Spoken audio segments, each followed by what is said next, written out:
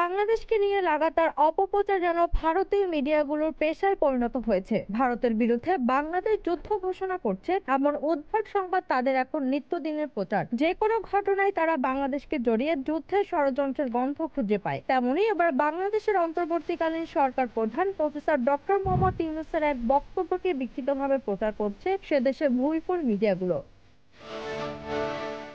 বুধবার বাংলাদেশ বিমান বাহিনী আয়োজিত আকাশ বিজয় মহড়ায় বিশ্বের বিভিন্ন দেশে চলমান সংকটময় পরিস্থিতিতে উদ্বেগ প্রকাশ করে প্রধান উপদেষ্টা বলেন, এমন বিশ্বে আমরা বসবাস করি, প্রতিনিয়ত যুদ্ধের হুমকি আমাদের ঘিরে থাকে। সেখানে প্রস্তুতি না নিয়ে থাকাটা অসম্ভব হয়ে পড়ে এবং এ অবস্থায় প্রস্তুতি না নিয়ে থাকাটা এক ধরনের আত্মঘাতী। এছাড়া অনেকের মতো আমিও যুদ্ধ বিরোধী মানুষ উল্লেখ করে ডক্টর ইউনূস বলেন, পৃথিবীতে যুদ্ধ হোক এটা কামনা করি না।